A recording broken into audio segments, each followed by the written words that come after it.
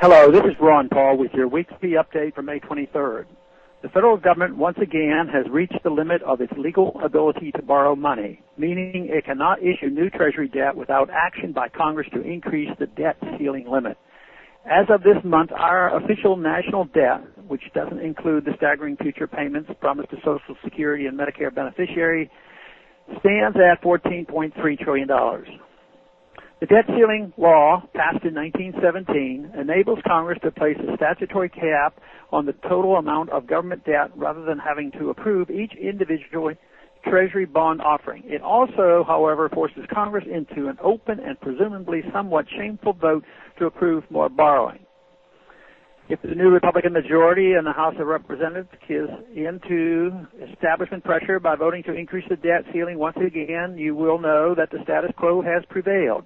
You will know that the simple notion of balancing the budget by limiting federal spending to federal revenue remains a shallow and laughable campaign platitude. It is predictable that Congress will once again merely delay the inevitable and raise the debt ceiling after the usual rhetoric about controlling spending, making cuts, and yes, raising taxes. We have heard endless warnings about how irresponsible it would be to shut down the government.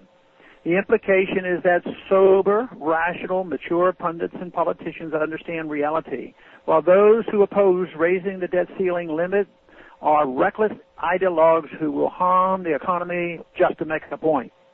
But like any debtor that has to reduce its spending, the federal government simply needs to establish priorities and stop spending money on anything other than those priorities.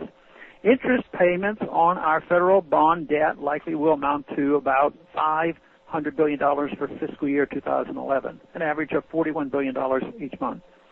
Federal tax revenues vary by month, but should total around $2 trillion to $2.5 trillion in 2011, an average of perhaps $180 billion per month. So clearly, the federal government has sufficient tax revenues to make interest payments to our creditors.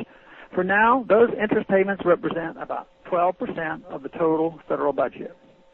What nobody wants to admit is this: even if the federal government has only $1.5 trillion remaining to spend in 2011 after interest payments, this is plenty to fund the constitutional functions of government.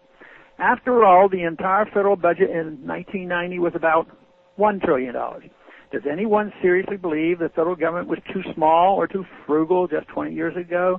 Hardly. So why have we allowed the federal budget to quadruple during those 20 years?